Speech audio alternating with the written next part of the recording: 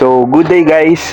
Today is day 20 of Project Dream Life, and today I want to share with you guys on how I made my portfolio using Canva. So, ayun guys.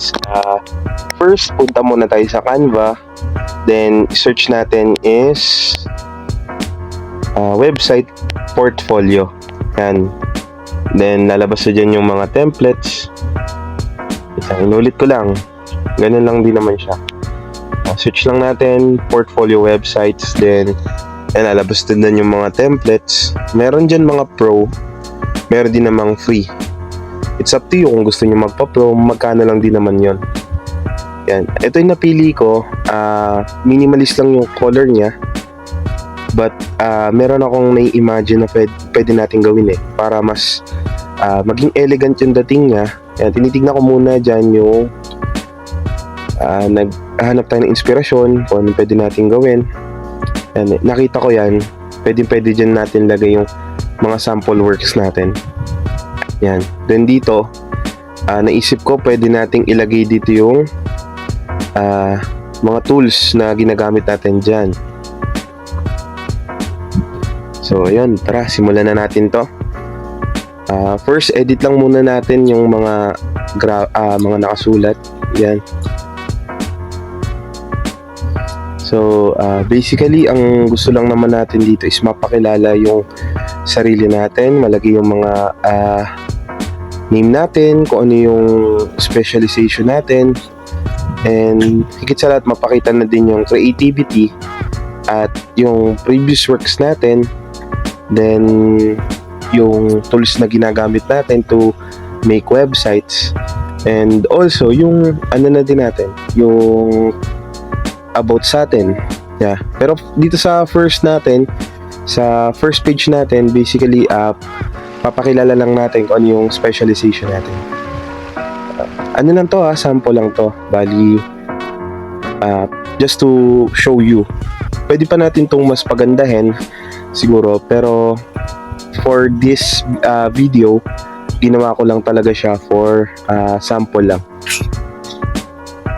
Yan. Naisip ko gawin black yung background. Then, pwede natin gawing white yung fonts niya. Yung mga letters. Yan. Para magmukhang modern minimalist na dark. Tapos, elegant yung dating niya. Yeah. Yun. Ganun lang naman siya.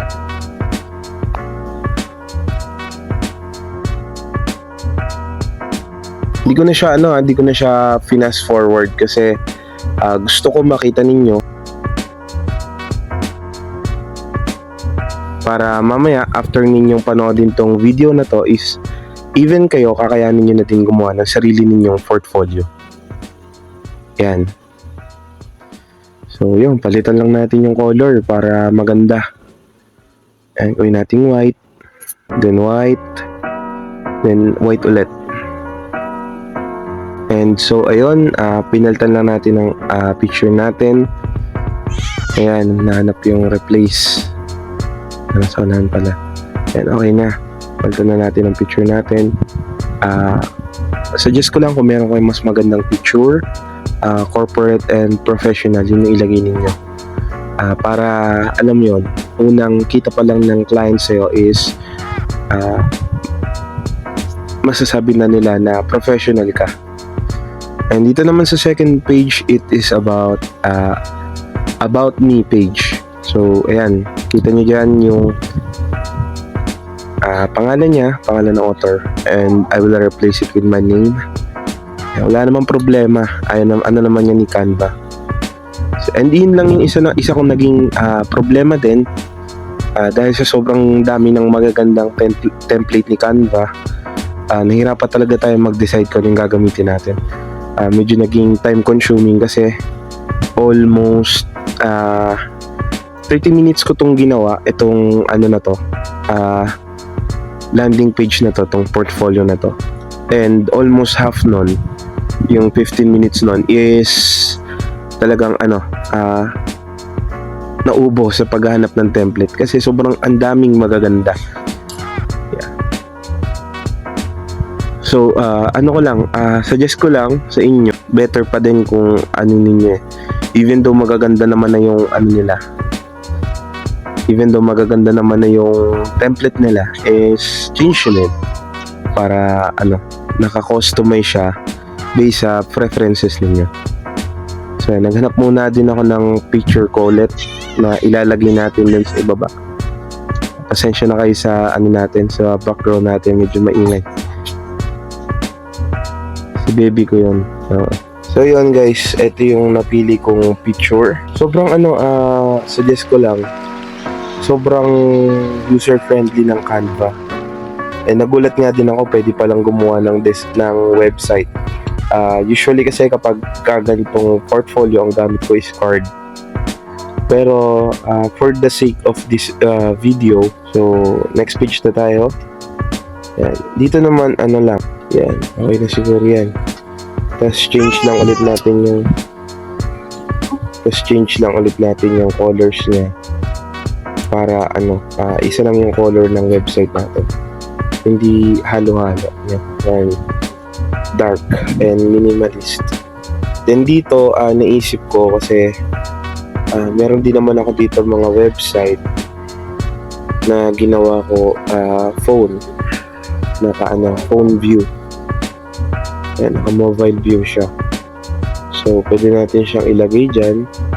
Kasi naging problem ko is hindi pala nakapagay. So, papalitan natin siya ng frame. Madali lang naman yan. Kung hindi natin ma-edit, delete lang natin. Then, punta tayo sa elements. Then, search natin cellphone frame or mobile frame. Yan, lalabas naman yun dyan. Just click lang natin yung first. Ayan. Tapos replace natin yung image ng kahit anong gusto natin.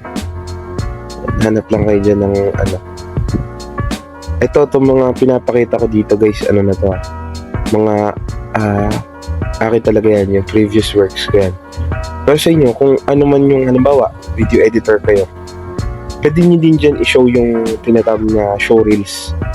Yeah, para mapakita mo doon sa mga client mo yung previous works mo sa editing mo. Tsaka kung videographer ka naman, pwede din. Photographer, same lang din. Yan, ako kasi ganun lang ginawa ko. Tapos yan, palitan ko lang din to add ano lang, to add some info lang or design. Actually guys, sobrang dami pa talaga. Hindi ko pa na-aaral lahat. And sobrang dami pa palang components ng pagiging web design.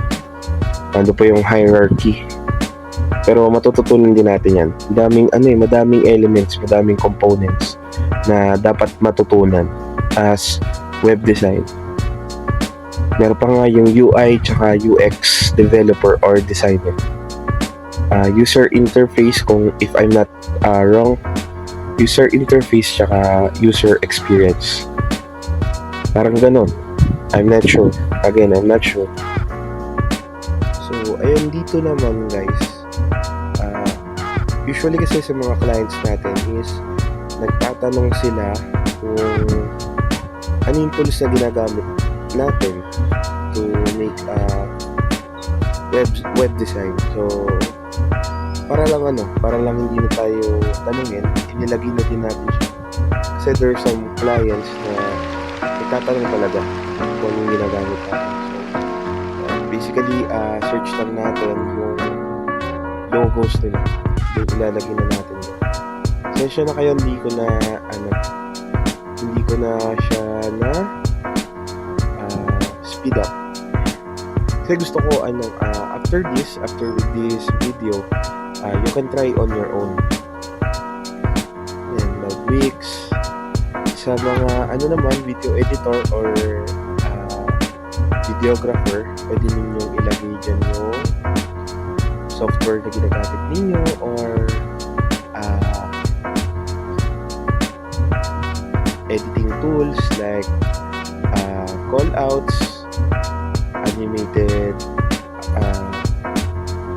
stickers or logos, yan, pwede ilagay dyan na gano'n. Usually sa mga graphic designer, yung ilalagay nila dyan yung minimal, minimal na edit. Meron naman yung complex, yung medyo complicated na yung design.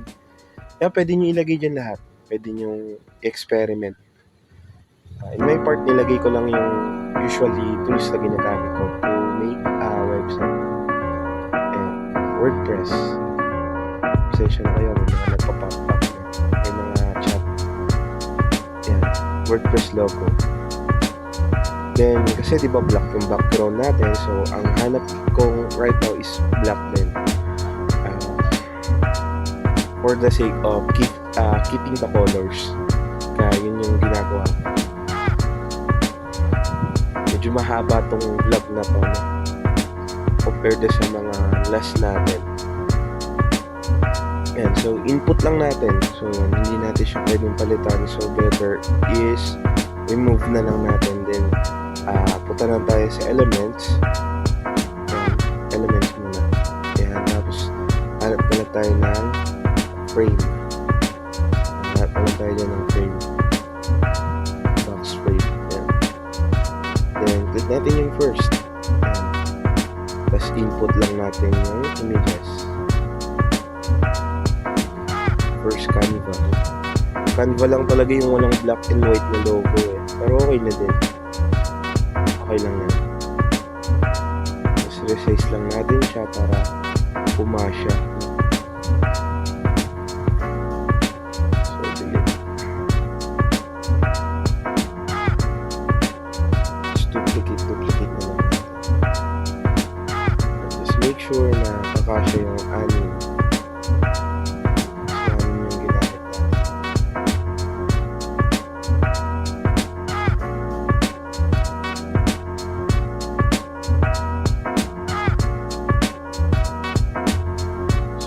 Make sure nakakasya yung anim kasi anim yung ginamit natin.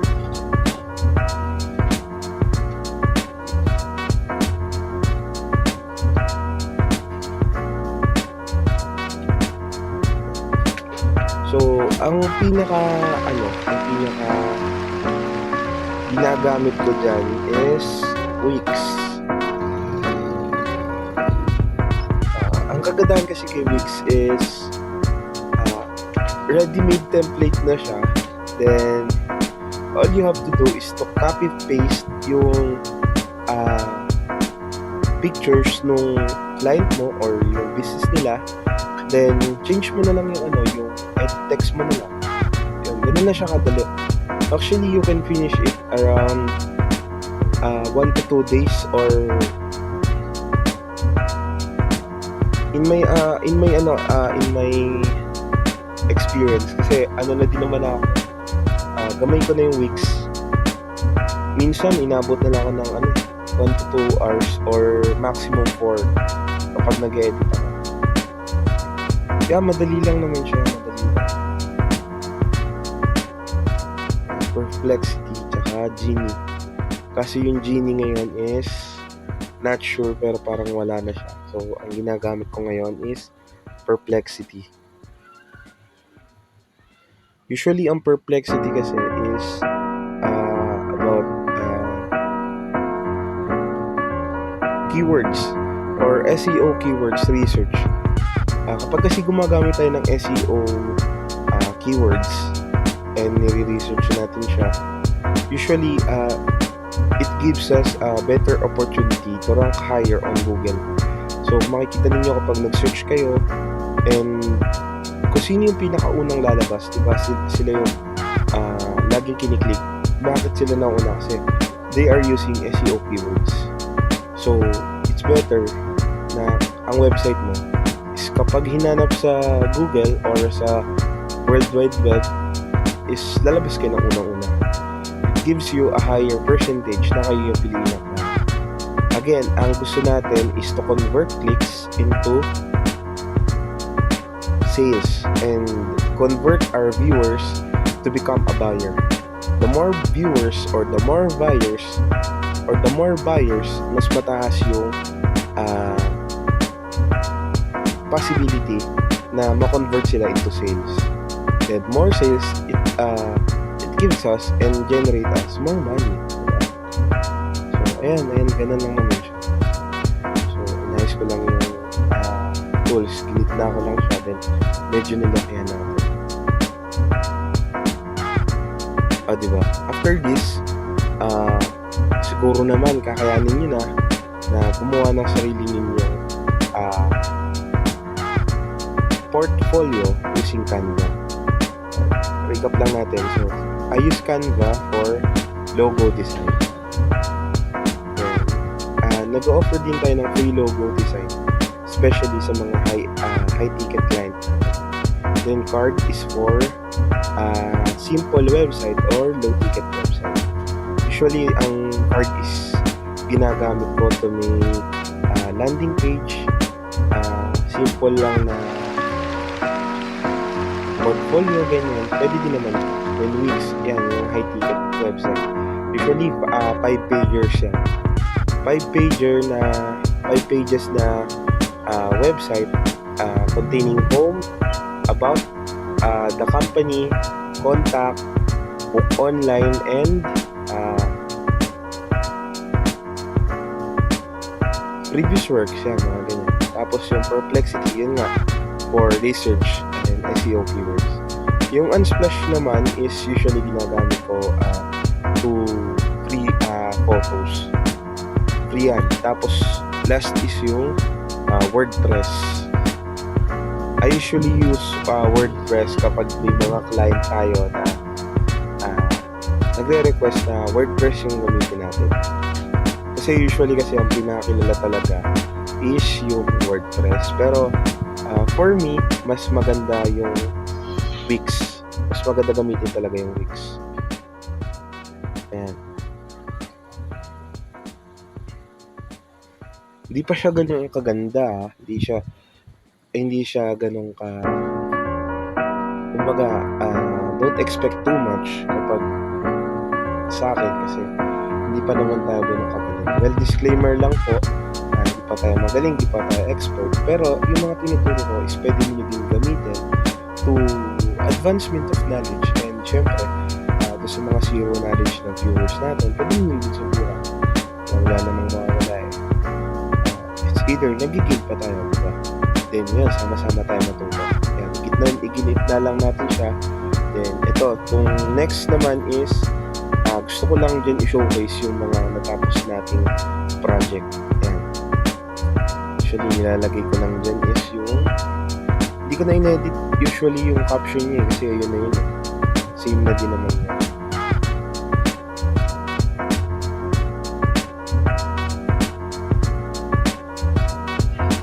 So, yan. Change lang natin yung photos.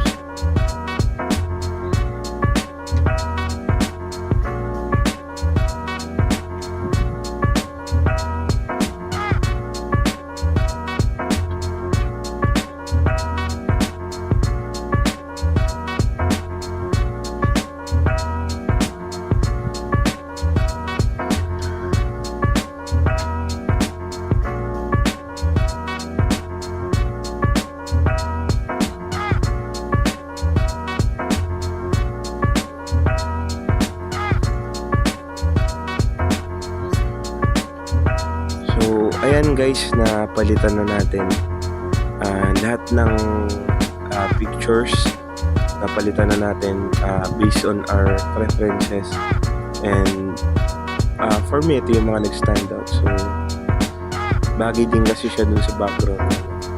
Then konting edit text na lang, web design, yan, ganun lang.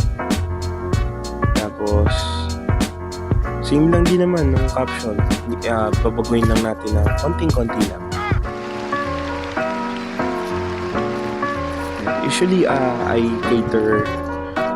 do web design solutions for first real estate firm. Then second is dental clinic. Yan.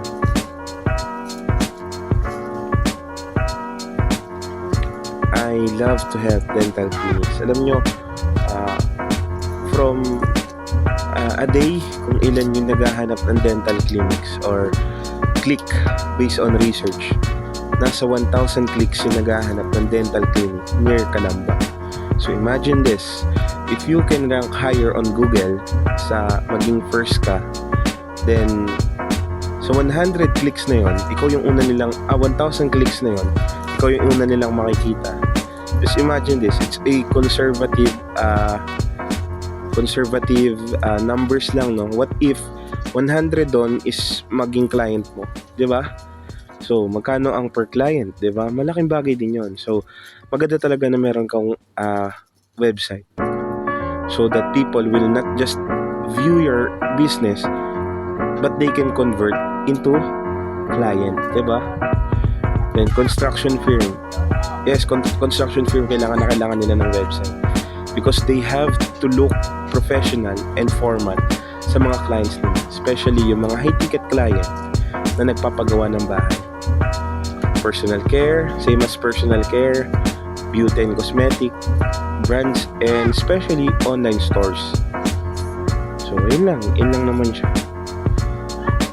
Right now, yan yung mga nakakatandem ko. At saka, fitness coach and realtors.